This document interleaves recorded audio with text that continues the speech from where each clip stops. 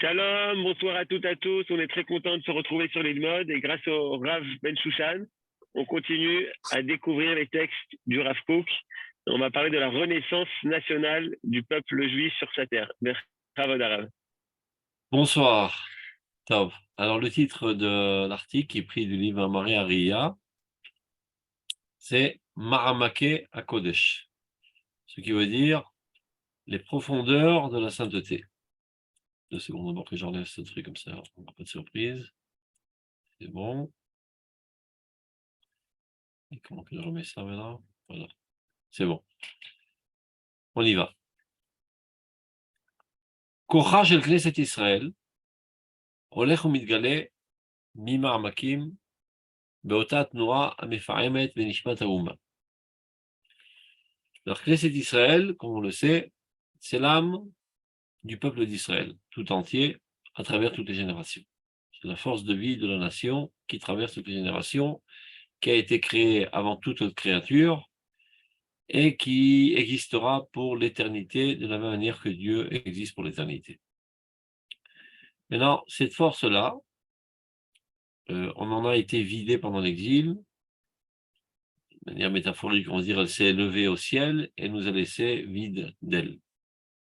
Et voilà que maintenant, le temps de la Géoula apparaît. Elle réapparaît dans ce monde dans toute sa vigueur, elle nous réintègre et nous fait revivre de manière très très forte. Donc la force de Knesset Israël va en se dévoilant de plus en plus, et il s'avère que c'est elle qui déclenche et qui fait vivre le processus sioniste. Otat Noam Mefamed Nishmat Haouma, ce mouvement qui fait battre les cœurs de la nation. ומכריח אותה בתקופה שכבר באה העת של קץ המגולה להראות בחיים. Et elle oblige la nation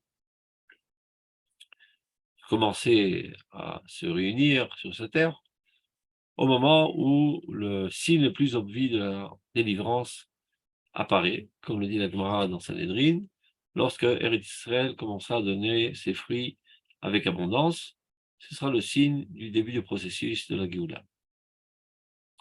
Bashavat Tochen Chaya Klalim les Machon Bet Chaya, comment cela commence à s'exprimer, le retour de sa vie générale, dans le berceau de sa vie, de la maison de sa vie, c'est-à-dire en Eretz Israël, Admat HaKodesh ou Binyana, dans la terre sainte et dans sa reconstruction de cette terre.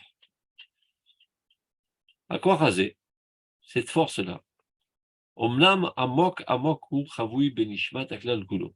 Il est vrai qu'il est profondément enfui dans l'âme du collectif entier, du clan Israël. Venitzotsav, les étincelles de cette flamme foudroyante, qui est Knesset Israël, qui se trouve dans le peuple d'Israël et qui fait revivre aujourd'hui le processus sioniste, מתגלים בחייהם של אלה המוכשרים להיות מכלל הבונים והעוזרים להגשמת צמיחת הישוע.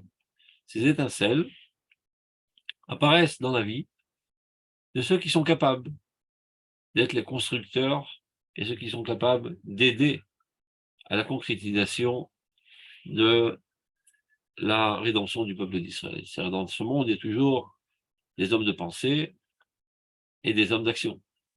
Et pour réaliser les idéaux, les concrétiser, il faut des hommes d'action.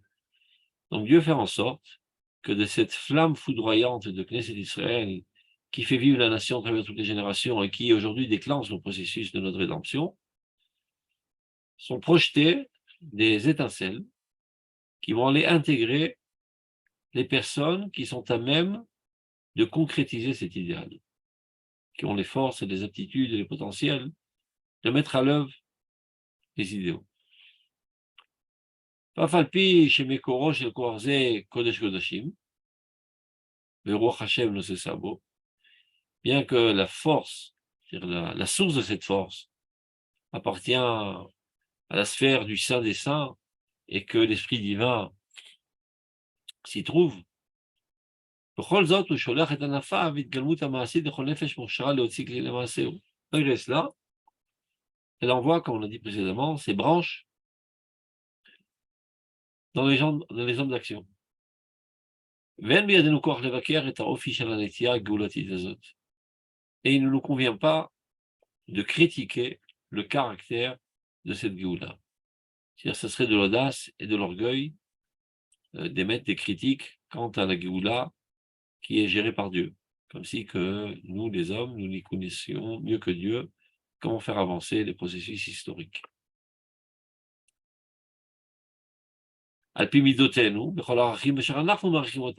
C'est-à-dire, quand on critique, c'est en fonction des valeurs que nous avons.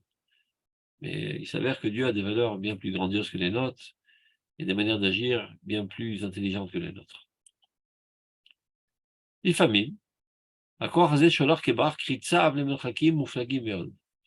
Parfois, cette force envoie ses flèches comme un éclair à des contrées très lointaines.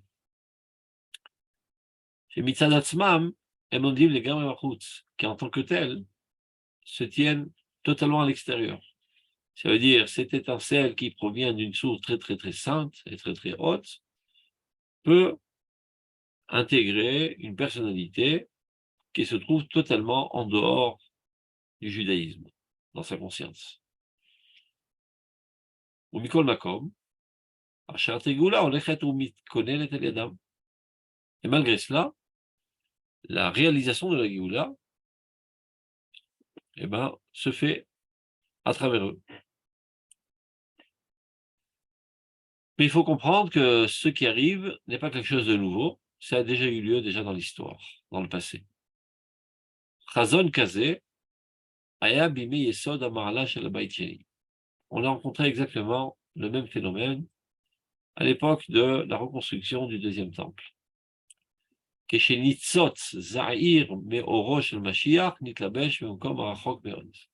l'époque, une étincelle vraiment microscopique de la lumière messianique s'est habillée dans des contrées très lointaines, dans des lieux très lointains, où c'est Benafsho Shel Koresh HaMelech HaElili.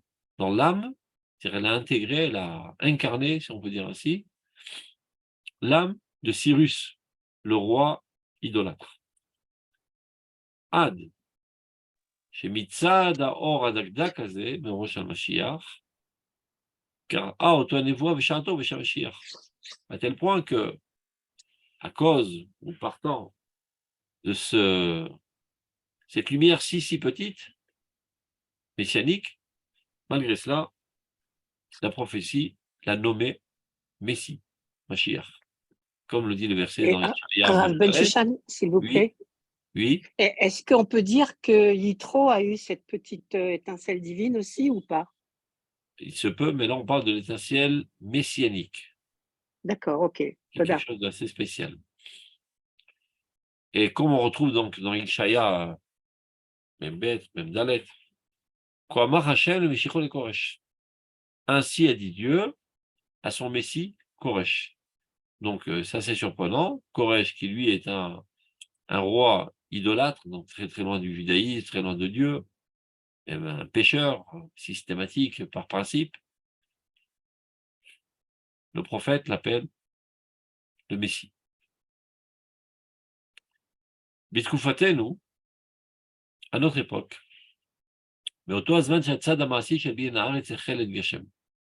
depuis que l'aspect réel et concret de notre Géoula a commencé à se concrétiser par la construction du pays, voilà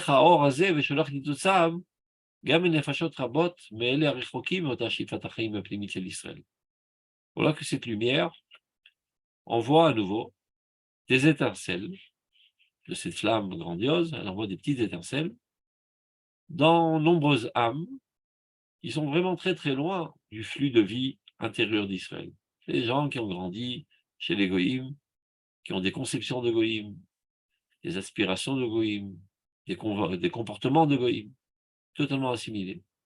Et voilà qu'eux se sentent tout d'un coup animés d'un profond désir d'agir pour le salut de la nation. D'où cela provient? De ces étincelles qui ont été envoyées de la flamme de Knesset Israël qui les incarne.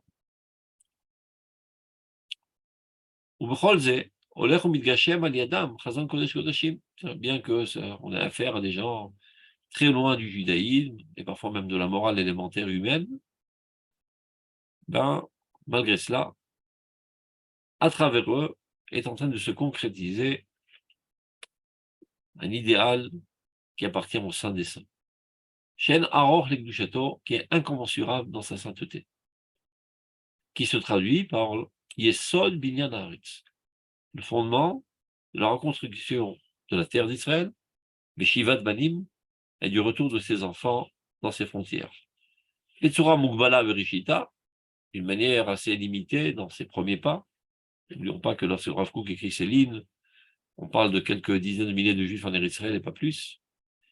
Chez Acharita, c'est vrai que le premier pas pourrait paraître insignifiant, mais la finalité de processus, qui pourrait la mesurer? Aval. Et là, on va voir quels sont les effets secondaires de cette entreprise divine.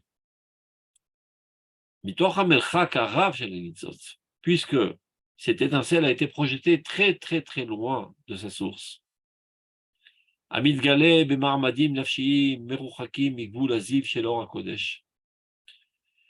Qui apparaît dans des situations, dans des états d'âme de ces personnes-là, qui sont très éloignées du rayonnement de la lumière sainte, dans leur conscience, dans leur comportement, dans leurs sentiments. Dans lesquelles, dans ces personnes, l'âme de la Géoula est enfuie. Mais vu que c'est très très loin, sans aucun doute, que cette force étincelante va en s'affaiblissant, plus elle s'éloigne de sa source. Imaginez un volcan qui expulse sa lave, et quand ça va très très très loin, finalement, ça commence à se refroidir, et ça s'éteint même. Donc plus la démarche de cette étincelle va dans des contrées lointaines, plus elle va en s'atténuant, en se refroidissant et en s'atténuant. Mais Mesher Koufa, le long de cette période. Et à plus forte raison aussi, cette période est longue.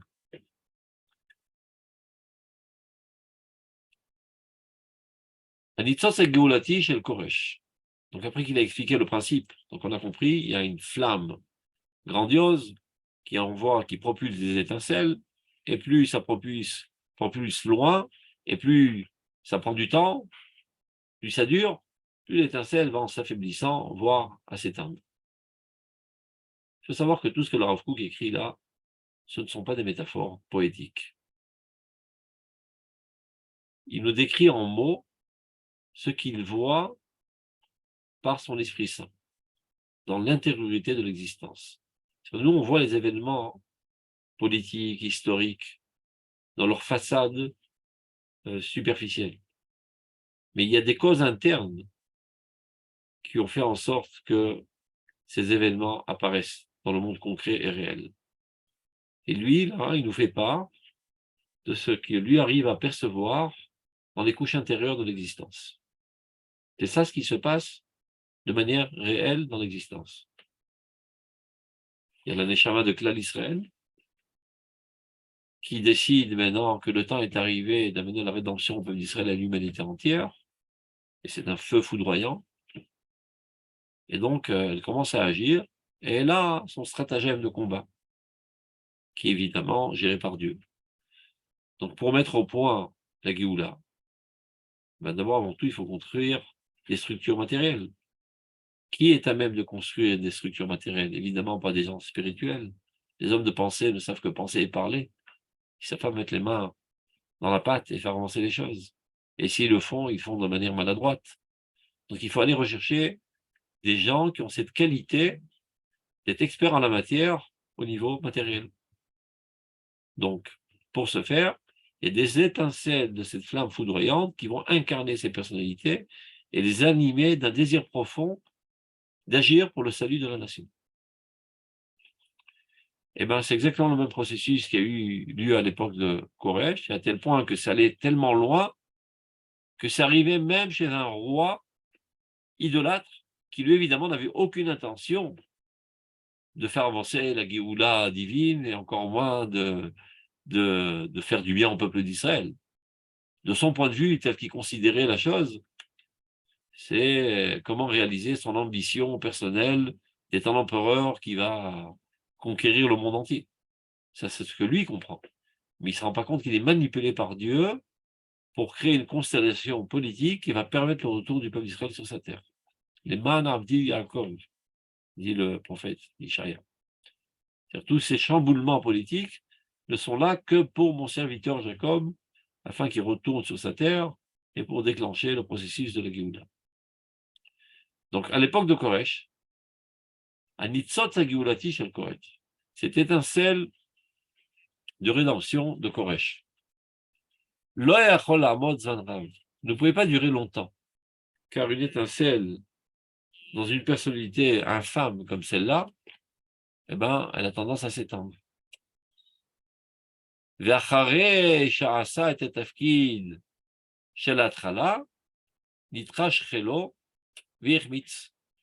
Après que Koresh a déclenché le processus du retour du peuple d'Israël sur sa terre, eh ben, la force de cette étincelle a commencé à s'affaiblir, et alors là, il a raté le coche, comme on dit, il a commencé lui-même à mettre des bâtons dans les roues. On connaît tous l'histoire, je résume en 2 mots pour ceux qui ne connaissent pas l'histoire. À l'époque, c'est Koresh qui avait fait la déclaration qui permettait aux Juifs de retourner à Tzion, mais il y avait, comme aujourd'hui, des habitants du pays, les Palestiniens de l'époque, qui n'étaient pas tellement contents de cette histoire, et qui se tenaient à la tête de l'autonomie palestinienne de l'époque, c'était Haman Aracha. Et dans les Juifs qui étaient montés en Eretz Israël, se tenait à la tête Mordechai. Et Haman Aracha a fait en sorte d'écrire une lettre d'accusation contre les Juifs, argumentant que les Juifs étaient venus ici pour se révolter contre le royaume de Cyrus. Donc Cyrus a eu peur un petit peu pour ses arrières, comme on dit, et il a arrêté le processus. Mordechai, comprenant qu'il ne pouvait pas agir par télécommande en étant en Eretz Israël, donc il retourne en exil et il va progresser petit à petit dans les veines du gouvernement perse, et c'est comme ça qu'il en arrive, après des dizaines d'années, à faire partie du gouvernement perse. Mordechai Mitaler Béchar Amelech. Et tout ça pour refaire démarrer le processus. Et en fait, il a réussi. Il a vu la situation catastrophique, que les Juifs avaient totalement oublié leur vocation, et s'étaient bien installés là-bas, et étaient bien contents d'être invités dans la fête qu'avait organisée Achashverosh, qui venait en fait déclarer que c'était la fin de l'histoire du peuple d'Israël, parce que selon son compte, on aurait dû revenir, on n'est pas revenu, donc ça prouve bien que c'est la fin de l'histoire, et donc il fait un super banquet, et il sert du vin et de la nourriture dans les ustensiles du Beth Amikdash, évidemment Kacher les Méadrines pour les Juifs, et ils étaient bien installés, bien contents. Face à ce décor horrible, Mordechai comprend qu'il faut brusquer les Juifs, et c'est comme ça qu'il décide de mettre en danger même le peuple juif, par le fait qu'il n'a pas accepté de se prosterner contre Aman. Il savait quelles pourraient être les répercussions, mais il a pris quand même le risque, et on était à 2 doigts d'arriver à la Shoah à l'époque. C'est pour ça qu'il y avait pas mal de Juifs et de rabbins qui étaient contre Mordechai. Et malgré tout, grâce à cela, finalement, il y a eu un renversement des situations, et les Juifs ont repris conscience de leur identité. Et plus tard, est sorti de l'union entre Esther et Achashverosh, Dariavesh, qui lui a redonné encore, il a remis en marche le processus de retour du peuple d'Israël à Tzion. Donc, quoi qu'il en soit, on revient à notre histoire de Koresh, cette étincelle qui était en lui, qui lui est très très loin de la flamme divine. Donc petit à petit, elle s'affaiblit, elle s'éteint, et c'est ce qui fait que Koresh arrête le processus. Évidemment, quand nous, on explique l'histoire, on va dire c'est à cause de la lettre, etc., etc. Et c'est toujours comme ça, il y a deux facteurs. Il y a un facteur intérieur de l'histoire qui se joue derrière les coulisses. Et ben, c'est ce facteur que le Rav Kook est en train de nous décrire. C'est que l'étincelle divine qui était en Koresh s'affaiblit. Maintenant, il faut que ceci se traduise dans des causes concrètes dans notre monde, des causes politiques. Et voilà que Haman écrit une lettre d'accusation et Koresh a peur pour son avenir politique et arrête le processus. Il est toujours, comme le Rav explique dans Roth, Israël ou Triato, chapitre bête, il y a une compréhension morale de l'histoire et une compréhension de causalité. Lorsque la compréhension morale est l'âme de la compréhension de la causalité, c'est elle qui la déclenche. Alors, on continue. Aval.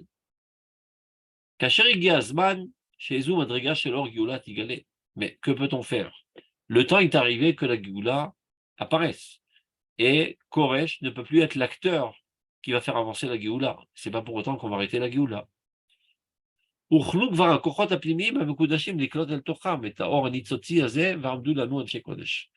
Dieu avait déjà préparé la refoua, la maka, comme on dit, la guérison avant la maladie, et avait préparé d'autres ustensiles qui auraient pu intégrer en eux ces étincelles, des ustensiles plus adéquats, plus sains. Donc il avait préparé des hommes de qualité, de sainteté, qui, eux, réélèveraient l'étendard de la Géoula. Donc avait déjà été préparé comme alternative des forces plus intérieures, pas tellement éloignées comme Koresh, qui pourraient intégrer en eux cette lumière étincelante, V'Abdul Kodesh, Anshe Kodesh, et se sont tenus donc des hommes de sainteté comme Ezra, Nehemia, Anshe Knesset Agdola, qui eux aussi ont été animés de cette étincelle et qui eux ont tiré après eux le peuple d'Israël à monter en Eretz Israël, mais cette fois-ci se tenaient à la tête des dirigeants de la sainteté. Et donc ils ont sauvé cette lumière étincelante qui était déjà totalement affaiblie et ternie.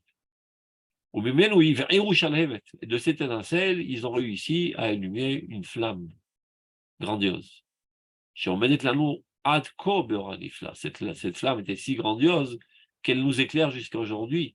Toute la sagesse du Talmud, etc., provient de cette époque, qui provenait de cette petite étincelle qui était presque éteinte dans la personnalité de Koresh, qui a été ensemencée dans la personnalité de Ezra, Nehemia, Anshek, etc., qui, eux, ont su la réallumer et en faire une flamme grandiose, assez forte pour illuminer l'histoire jusqu'à aujourd'hui. Et donc elle a éclairé toute l'époque du deuxième temple avec des événements merveilleux. Maintenant, essayons d'analyser ce qui se passe de nos jours. Jusqu'à là, on a analysé ce qui est passé à l'époque du retour à Tzion, le deuxième retour à l'époque du Beth Amikdash, le deuxième Beth Amikdash. Que se passe-t-il aujourd'hui? Dans le phénomène que nous ressentons aujourd'hui, après que la terre d'Israël a été totalement désolée, voilà que la lumière commence à apparaître. Betsura Zehira, encore une fois, de manière très très petite.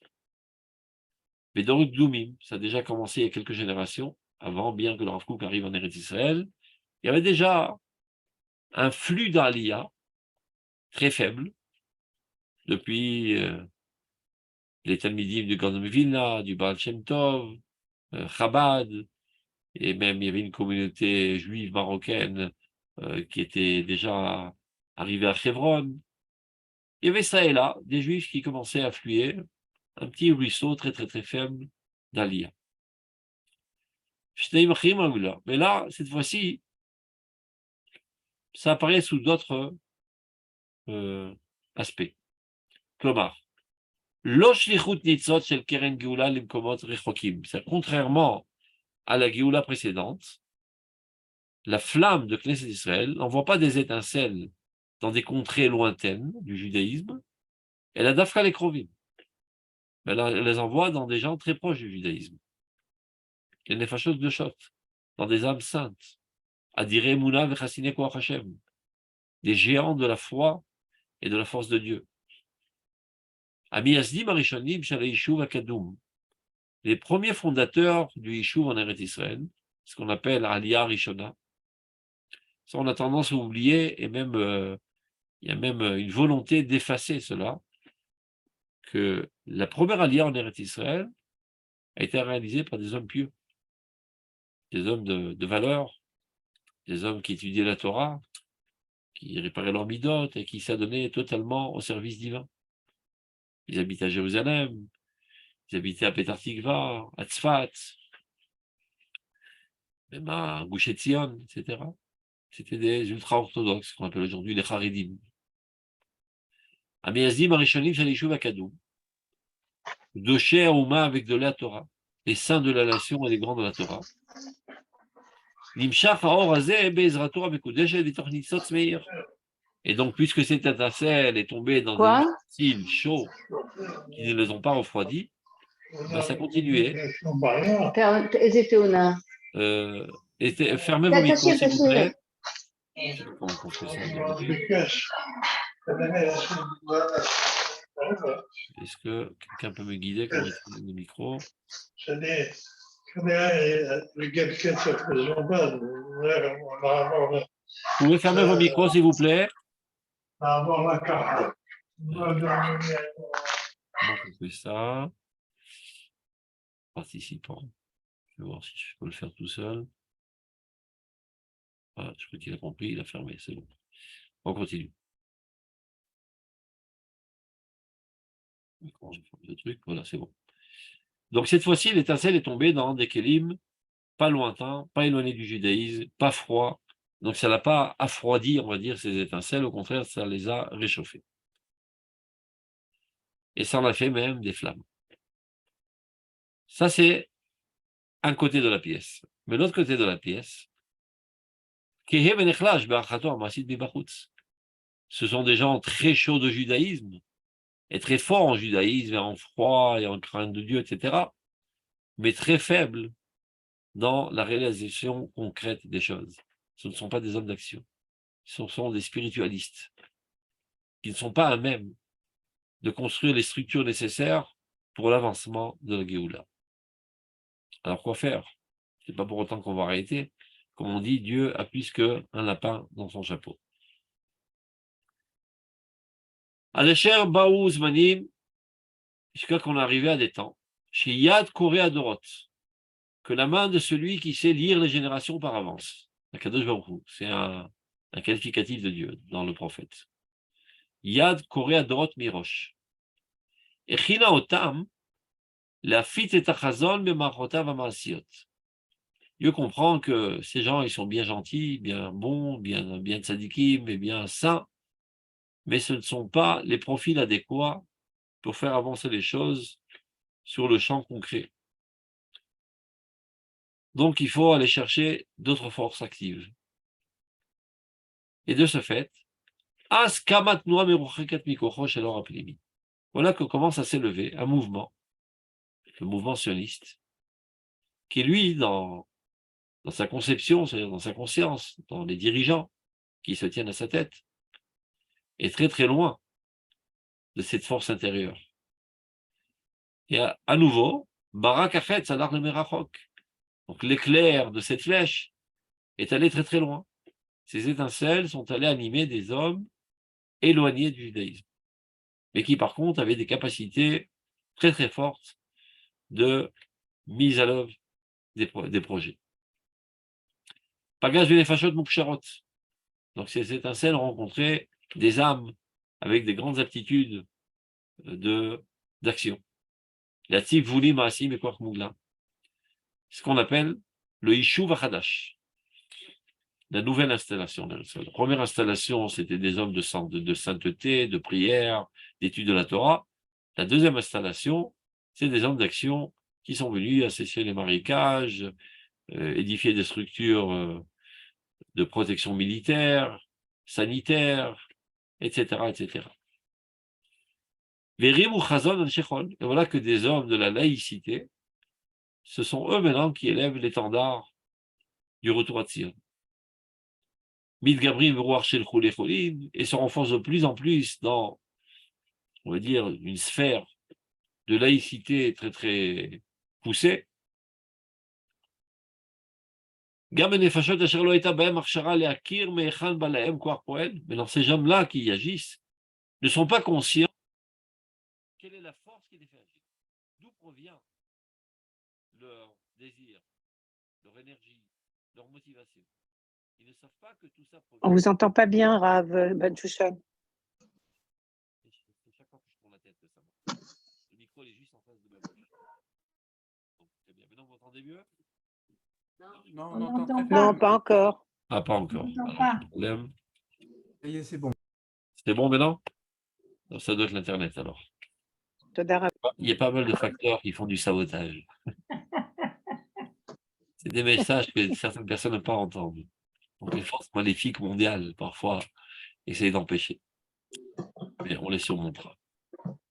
Donc ces hommes-là, qui se tiennent à la tête de processus, eux-mêmes ne sont pas conscients des forces intérieures de l'existence qui les manipulent, entre guillemets, qui est le Kodesh HaKodashim. Le Kodesh HaKodashim, c'est bien plus haut que le Kodesh. Le Kodesh, c'est la divinité qui apparaît dans ce monde, qui est à même de faire vivre seulement les sphères spirituelles. Le Kodesh HaKodashim, c'est un dévoilement de la vérité bien plus fort, qui est tellement fort qu'il est capable aussi de faire bouger les choses matérielles. On continue. Je répète, fermez vos micros, s'il vous plaît. Je ne sais pas comment le faire. Non, je vais essayer encore une fois. Ah, voilà. C'est ça, je suppose. Mute. Mute. Voilà. Ça marche, j'ai appris à le faire. On se débrouille tout seul. Et c'est comme ça que la force d'action est allée en se propageant de plus en plus. Paga Bekochot Ozrim, elle a rencontré aussi des aides. Il y a d'autres volontaires qui sont venus à la besogne, chez Gami Barkoutz, de l'extérieur, et même parfois de l'extérieur du peuple d'Israël. Des idéalistes de l'humanité sont venus aider le peuple d'Israël, comme par exemple Lord Winget. Juste quelques mots sur lui, il le mérite. Ce Lord Winget avait été envoyé par l'Empire britannique pour mettre des entraves à la résurrection nationale du peuple d'Israël, car ces Britanniques avaient été mandatés par la SDLN pour aider le peuple juif à construire son foyer national, finalement ont trahi et ont tout fait pour empêcher l'édification de l'État d'Israël. Et, Baruch Hashem, Dieu s'en est occupé. Aujourd'hui, ils ne valent pas grand-chose dans l'humanité. À l'époque, ils avaient conquis la moitié du globe terrestre. Aujourd'hui, ils épluchent des cacahuètes. On continue. Donc ces gens-là, entre autres pour empêcher l'établissement de l'État d'Israël, ils ont envoyé en Eretz Israël le Lord Winget, qui était un vaillant guerrier, qui avait gagné énormément de combats dans le monde, pour qu'il arrive ici et qu'il nous casse les pieds. Et comme c'était quelqu'un de très professionnel, il ne se met pas au travail avant d'étudier la question de manière profonde. Donc il doit savoir à qui il a affaire. C'est qui ces juifs? Alors comment comprendre c'est qui les juifs? Ben, il faut étudier la Bible pour comprendre quelle est la conscience juive, les idéaux du peuple juif, etc. Il se met à l'étude de la Bible et il en est charmé. Il comprend que la Bible, c'est quelque chose d'extraordinaire et le peuple d'Israël est quelque chose d'encore plus extraordinaire. Et donc, il est envoûté par l'idéal de la Bible et il décide de lieu de contrecarrer le projet de l'édification d'Israël, de s'y adonner totalement. Et donc, il propose son aide aux premiers pionniers à l'époque, qui étaient suspicieux envers lui, sachant qu'il venait de l'Empire britannique. Il a tout fait pour gagner leur confiance, et c'était pas facile. Et finalement, il a gagné leur confiance, et c'est lui qui les a entraînés, et on peut dire que c'est lui qui a édifié l'armée d'Israël. Ce bonhomme. Et vous savez, Rav, à pas loin de Netanya, il y a le grand centre sportif qui s'appelle Wingate. Et bien, ça a son nom, voilà. Allez voir. Oui, c'est ça, exactement. Mais pourquoi sportif, je ne sais pas. Parce Vous que savez peut-être. c'était l'entraînement militaire, ça demande Ah, aussi peut-être, oui. Toda. une capacité sportive. On continue. Donc, des fois, Michoutz et Machane Israël Gamri. Cette étincelle est allée incarner des gens qui étaient totalement extérieurs au camp d'Israël. Gamisham, Ba Ofa Matmahat. Et bien de là-bas aussi est arrivé un dévoilement stupéfiant, étonnant. On n'aurait jamais pensé que c'est bien de si lointain. On a la mémoire courte, c'est déjà venu par Koresh, qui était vraiment un idolâtre, donc ça peut venir de Lord Wingate et d'autres idéalistes comme ça. Aval HaKoach Elitzotzi Azeh, cette étincelle, cette force étincelante, Mitoch Belchako Atzum Yura Kodesh, vu qu'elle s'est éloignée énormément de la source du Kodesh, puisqu'elle est allée intégrer des gens totalement loin du judaïsme. Chez Misham Gvurat Israël Nikachat, la source du Kodesh, eh ben c'est la source d'où provient toute la force d'Israël. Lorsqu'elle arrive à des frontières lointaines, car elle se propage, elle se propulse très très loin. À nouveau, elle commence à s'essouffler, cette étincelle. Elle s'affaiblit, elle commence à s'éteindre. Les Khulshot Noraot, et ceci entraîne des faiblesses redoutables. Et voilà qu'apparaissent toutes sortes d'entraves. Mircholi Maasim, des entraves réelles, concrètes. Mirchol élève, des entraves psychologiques, mentales, manque de motivation, démoralisation. Sabevuoto commence à entourer toutes ces faiblesses, ce processus grandiose du retour d'Israël et de la rédemption du peuple d'Israël et de la rédemption de l'humanité entière. Et c'est ce qui a entraîné dans l'intériorité de l'existence toute la complexité, tous les problèmes redoutables que nous rencontrons sur notre chemin. Qui en fait découle de l'affaiblissement de cette force de la lumière fondamentale, qui est la source de toute notre Gvura, d'où provient la Gvura du peuple d'Israël, Ozer Israël Mikvura, Mipi Gvura, d'Akadosh Baruch Hu. Anochi veloye Mipi Gvura Shemaranoum, on dit. Anochi veloye Lecha Elokim Acherim, on les a entendus de la bouche de la Gvura. Et toute la Gvura qui est dans le peuple d'Israël provient de la bouche de la Gvura Elokite. Donc lorsqu'on s'écarte de Dieu, évidemment que notre Gvura s'affaiblit. Et c'est ainsi que les pas de la Géoula commencent à ralentir. Car ce point-là, saint, cette étincelle, se minimise parce qu'il est exprimé par des gens très loin de Dieu. Cette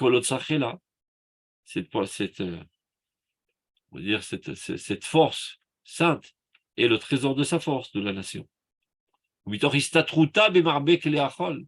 Et puisqu'elle se camoufle, elle s'enfuit dans les profondeurs des kélim de la laïcité, on va dire des moyens, des ustensiles, de tous les moyens de la laïcité.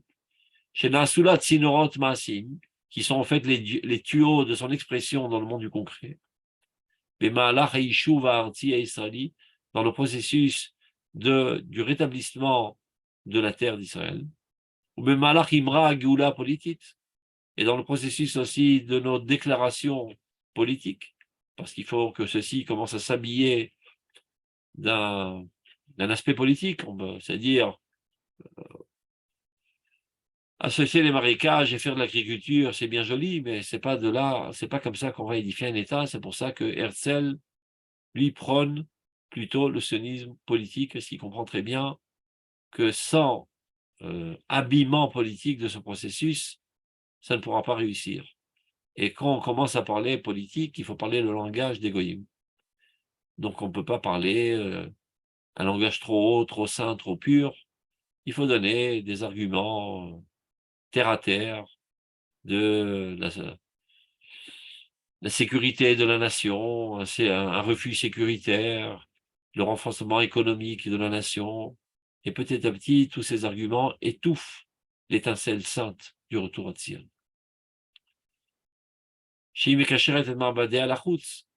Pour avoir des relations avec les autres nations, mais il faut parler leur langage.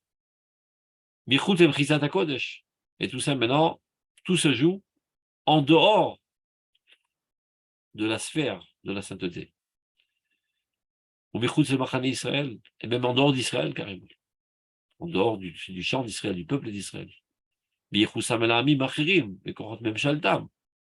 Il n'y a pas le choix, on est obligé d'avoir des relations diplomatiques avec les autres nations. On ne peut pas vivre dans un vide.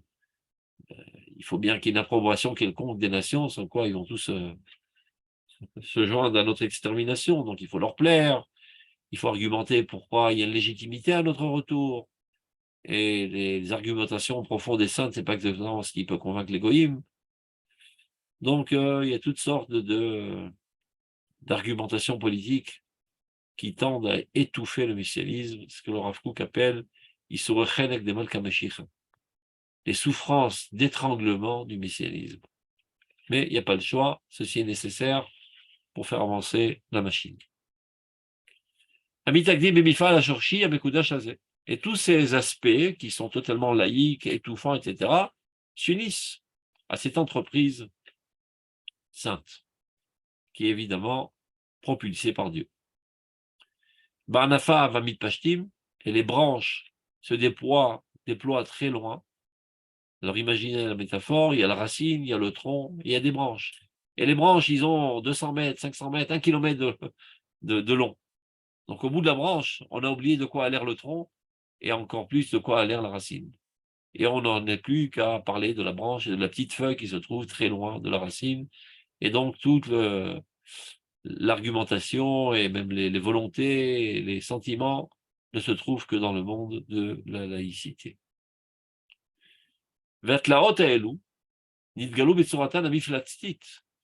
Et finalement, ces complexités en arrivent à prendre une forme monstrueuse, les Sheferdam, Kdoshen, et on en arrive à verser le sang de nos saints.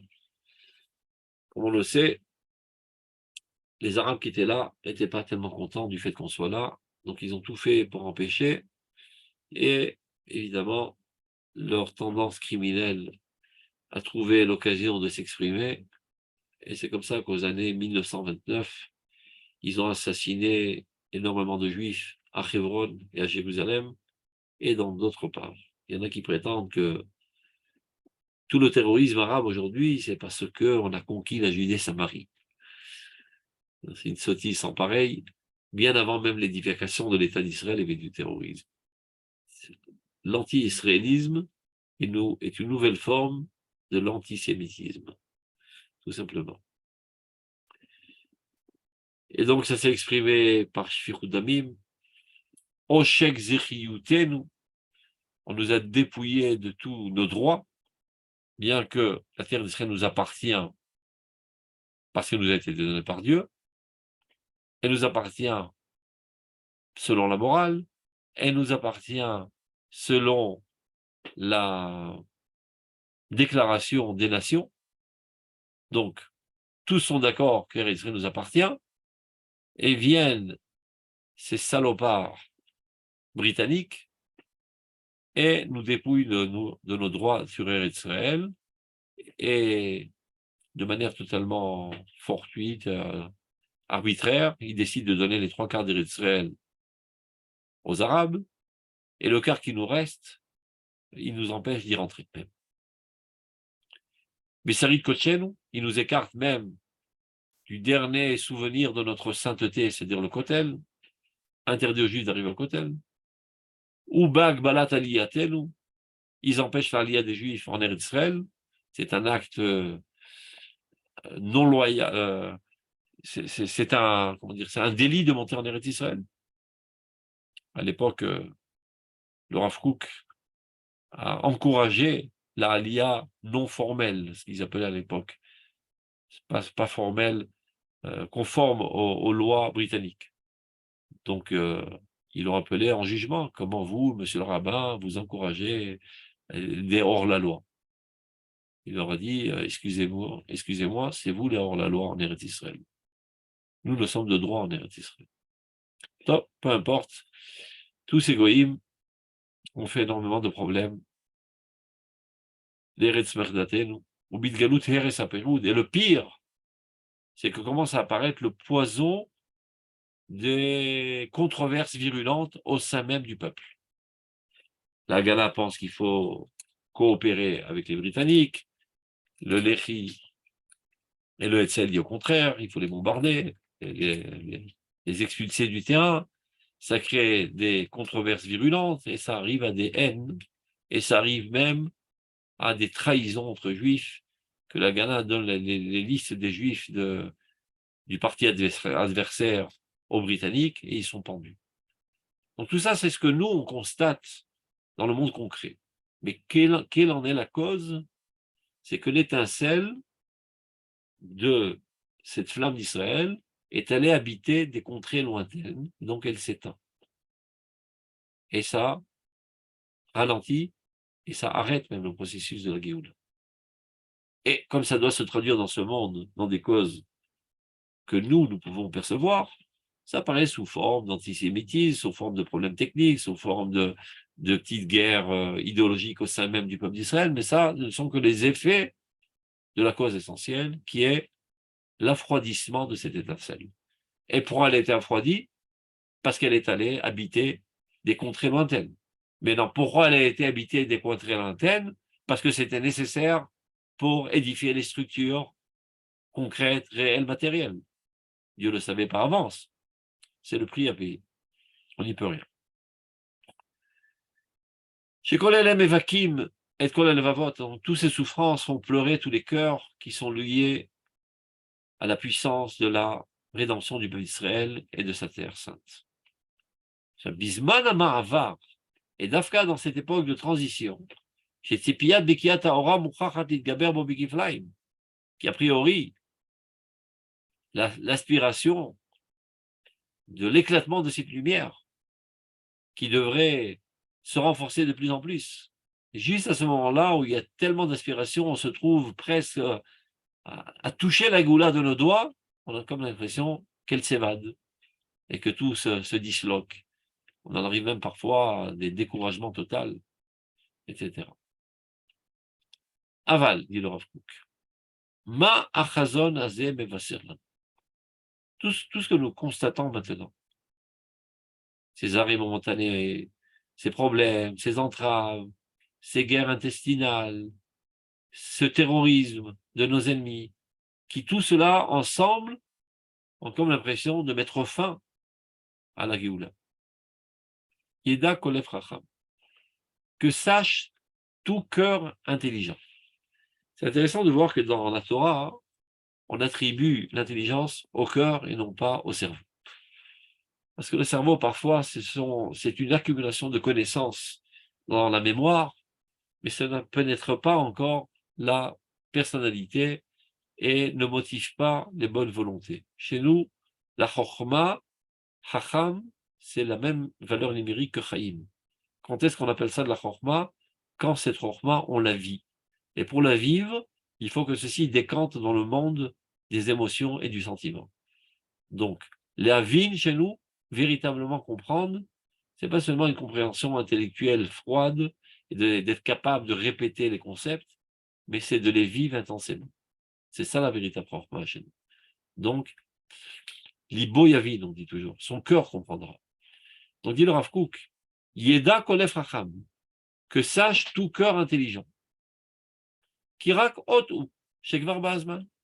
Tout ce qui nous arrive maintenant, c'est seulement un signe du ciel que le temps est arrivé. Chez Akoach Hamit Pachet, que cette force-là dont on a parlé depuis le début de notre texte, qui se propulse très lointain, chez Yitrachek Mimekor Ne'eman, qui s'est éloigné de sa source première et fidèle, Mochach Leitoden, le temps est arrivé qu'il se renforce, Velashuv Lechadesh et Tsurato Atzmit, et de renouveler son véritable visage originel. Si les choses étaient vraies à l'époque du Rav Kook, elles sont 100 fois plus vraies aujourd'hui et 100 fois plus actuelles. Le temps est arrivé, dit le Rav Kook, que cette force première qui a déclenché la Géoula, qui est le Saint des Saints, qui s'est maquillée et camouflée sous forme de laïcité, et qui a entraîné tous ces arrêts, tous ces problèmes, par le fait qu'elle est enfui profondément dans la laïcité et dans la matérialité, qui est nécessaire pour l'avancement de la Géoula, commence à s'exprimer de manière originale et de se démasquer. Mais au temps, encore chez Méménou Lakar, le temps est arrivé qu'elle apparaît comme elle provient de sa source originelle. Lakar Belo Yodim, elle a pris de manière inconsciente, c'est-à-dire les acteurs de l'histoire qui ont fait avancer le sionisme. Évidemment, tout ça, ils l'ont fait de manière inconsciente. Ils ne savaient pas eux-mêmes qu'était la force de la sainteté qui les propulsait en avance. Et de Korah Maasi, et qui a donné cette forme concrète, réelle. Mais il faut faire attention à ce que dit le Rav Kook. On pourrait croire que on a fini avec la matérialité, retournons à la sainteté spirituelle. En aucun cas, dit le Rav Kook. Ça, c'est la gaffe typique. L'olema était tout à la faragdolim. En aucun cas, amoindrir le déploiement de ces branches. Ça veut dire le renforcement de plus belle de toutes ces activités matérielles. En aucun cas freiner ce processus. Et là, les hashkotam. Tout ce qu'il faut faire, c'est les arroser. Mital shel tria aganus bemekor. De la rosée, de la renaissance qui se trouve enfouie dans sa source. C'est-à-dire il faut seulement faire immerger la source première de toutes ces activités. Tous les hommes d'action qui agissent avec beaucoup d'énergie, beaucoup de motivation, pure ou moins pure, chacun selon son niveau, mais peu importe, ils agissent, ils contribuent à l'avancement de la Géoula, qui va amener finalement la rédemption de l'humanité entière et le rapprochement de l'humanité entière à la connaissance de Dieu, qui sera l'événement historique le plus grandiose de toute l'histoire humaine. Elle est effectuée par des gens de manière inconsciente. Le temps est arrivé de les amener à cette conscience, qu'ils sachent eux-mêmes quelle est la force intérieure divine qui les fait activer. Les désirs, et par cela même, les arbotam ou l'agdilam. N'ayez crainte. Il y en a qui ont peur. Si on va parler de Kodesh, si on va parler de spiritualité, ça va faire baisser les bras. Ça va enlever les motivations et les énergies. On va s'adonner à une spiritualité déconnectée de l'existence. On va se retrouver encore des fainéants qui ne font rien toute la journée. Non, au contraire. Ça va renforcer de plus belle les activités parce que maintenant, à la lumière de la finalité grandiose de cette entreprise, les gens comprendront dans quelle épopée extraordinaire ils sont enrôlés. Et donc ici, ils adonneront de plus belle. Le temps est arrivé de dire le Rav Kook, d'enlever le voile et de faire savoir à tous les acteurs de la Géoula et même ceux des spectateurs de la Géoula qu'est-ce qui est en train de se jouer véritablement. Ata, maintenant, dit le Rav Kook. Et à plus forte raison, aujourd'hui, 100 ans après, je le dis. Le peuple d'Israël puisera sa force des profondeurs de son identité spirituelle. Mimar Kodesh, des profondeurs de la sainteté, Asher Sham Gvura, car là-bas se trouve toute notre force, de notre proximité, de la source de toute Gvura qui est Akadosh Baruch Hu lui-même. Vesham Atiferet, et là-bas se trouve toute notre splendeur. Ou Mitoch Hamarshakim, Yavo Or Geoula. Et du brouillard dans lequel on se trouve, on ne sait plus où va l'État d'Israël, et des controverses, et des manifestations. On a comme l'impression qu'on est au bord du précipice de la fin de l'État d'Israël. Il y a toutes sortes de prophètes pessimistes qui parlent de la fin du sionisme. Tout ça, ce sont des sottises. Il faut tout simplement lever le voile et parler de manière franche et expliquer de la manière la plus claire qu'est-ce qui est en train de se jouer. Donc, Mitor HaMarshakim, du plus profond des ténèbres, Yavo Or HaGeoula, apparaîtra la lumière de la Géoula. Les Galot, ou l'Ophia, Al-Kol HaNeshamot. Et ceci apparaîtra sous toutes les âmes. Amuksharot Leotoskot. Toutes ces âmes qui ont des aptitudes et des capacités concrètes de faire avancer les choses. tous les gens qui se trouvent aujourd'hui dans le high-tech et dans l'agriculture et dans l'armée et dans toutes les disciplines qui font avancer la force matérielle de l'État d'Israël. Et malgré la haine de tous les goïms, ils n'ont pas le choix aujourd'hui que de coopérer avec Israël parce que c'est the Startup Nation. Toutes les inventions aujourd'hui, les meilleures du monde, sortent de Tzion. Prenez le petit exemple le plus banal, ce qu'on appelle aujourd'hui le Waze, qui montre la route. Eh bien, ce Waze montre la route à l'humanité entière. Imaginez qu'aujourd'hui, les antisémitismes arrivent à mener les nations du monde à faire ce qui s'appelle un kherem. Je ne sais pas comment on dit ça en français, un kherem, je crois que c'est un embargo. Un anathème. Hein? Un embargo. Anathème. On veut plus Anathème. servir des produits d'Israël. Ah ben, j'ai bien envie de les voir. Et on va bien se marrer s'ils arrêtent de se servir du Waze et retourner avec leur carte idiote et chercher leur chemin. Donc le d'Israël commence à montrer le chemin à l'humanité, déjà le chemin concret, qui est un avant-goût de son rôle, de montrer le chemin du sens de la vie, de la finalité de la vie, de la finalité de l'histoire humaine. Donc on est déjà aujourd'hui le centre nerveux de l'humanité au point de vue technologique et dans tous les domaines d'action. À plus forte raison lorsque les acteurs de cette épopée extraordinaire seront conscients de la finalité grandiose de ce processus.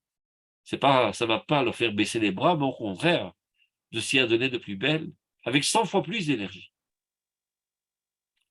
Mais comme aujourd'hui, il y a un besoin intense que ceci se dévoile, ça crée toutes sortes de chamboulements et de frictions internes dans la société d'Israël. Donc le médicament ne viendrait pas avec toutes sortes de médicaments esthétiques, mais un médicament à la source, qui est de faire apparaître la flamme d'Israël de la manière la plus consciente, en expliquant ce qu'on est en train de faire maintenant, par exemple. Ce qui se joue réellement derrière les coulisses du sionisme. Qui tient les rênes du sionisme? Et donc, Yavo Ora Geoula, viendra la lumière de la rédemption, les Galot Velofia d'apparaître sur toutes les âmes, qui ont toutes sortes d'aptitudes. Les Otoscot, Mikaon Verachot, ceux qui sont proches et ceux qui sont loin. Ba'aretz ou Bagola, en Eretz Israël et dans l'exil, car tous les yeux des Juifs sont tournés vers l'État d'Israël. Ils savent pas comment avaler le lézard, etc. Plus apparaîtra la véritable dimension du sionisme, plus cela intéressera tous les Juifs du monde. L'Akshamat Yeshua, qui est la concrétisation du salut, Beofarotea Mimirkora Kodesh, qui apparaîtra de la source de la sainteté, Asheralea Kvarik Petsu Menachim Piem. Alors, tous les rois du monde, c'est-à-dire tous les présidents, les premiers ministres du monde qui nous cherchent noises et qui n'arrêtent pas d'insulter et qui n'arrêtent pas d'injurier l'État d'Israël, fermeront leur bouche. Ils n'auront plus rien à dire. Ceux qu'on ne leur avait pas raconté, eh ben, ils le verront de leurs yeux. Ça veut dire que ce qui est en train de se passer aujourd'hui est en delà de toutes les imaginations les plus roses qu'on aurait pu imaginer. Eh ben, on a dépassé il y a bien longtemps toutes nos imaginations. Comme le dit le prophète dans Yecheskel Amedvav, après que la terre d'Israël avait été totalement désolée, incendiée, brûlée, était devenue le désert de la mort. Et voilà que tout commence à fleurir.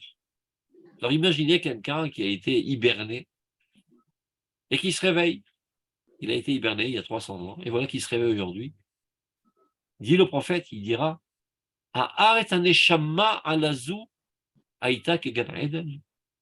cette terre totalement désolée, totalement aride, où il n'y avait pas une seule feuille verte, est devenue un paradis terrestre.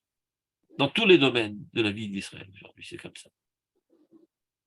Donc des choses qu'on n'aurait même pas imaginé raconter sont en train de se concrétiser. Et ils se concrétiseront de plus belle, pas seulement au niveau de la technicité, mais au niveau des valeurs humaines, de la morale, de la bonté de cœur.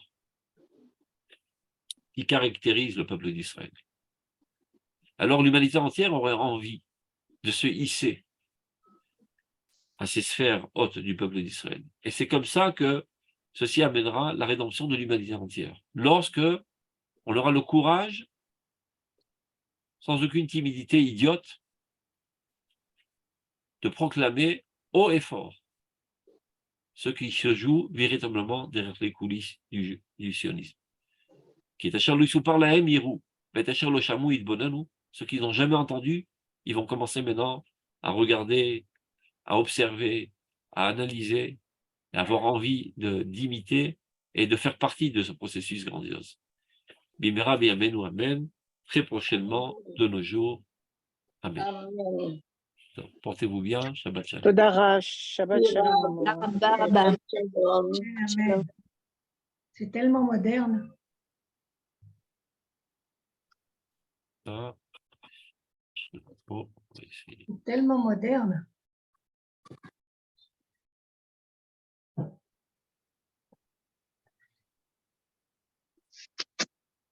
Oui, effectivement, c'est vraiment moderne. Le Rav Kook est très, il y a 100 ans. Ouais. Et là, il avait déjà plus qu'une étincelle divine pour nous avancer. Erev Tov, les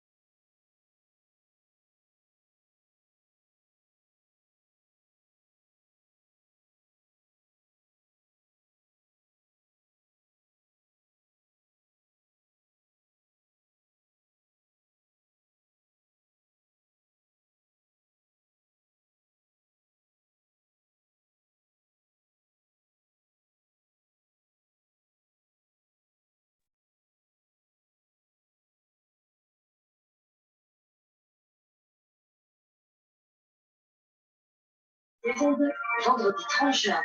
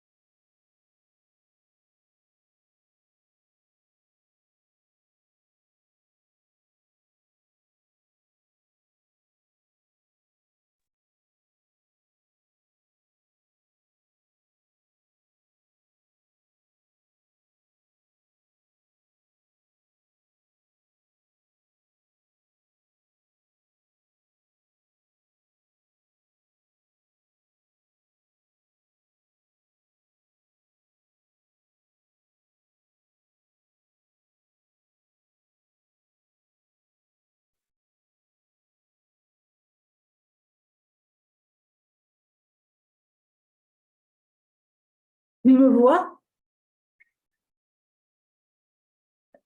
J'arrive pas. Bon, bah, je veux réessayer, puis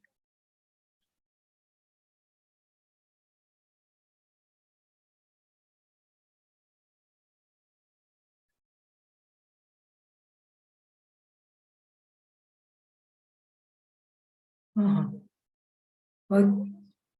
Ben, écoute, je vais faire ça, et puis si tu ne me vois pas, laisse tomber, hein. OK? Je t'embrasse.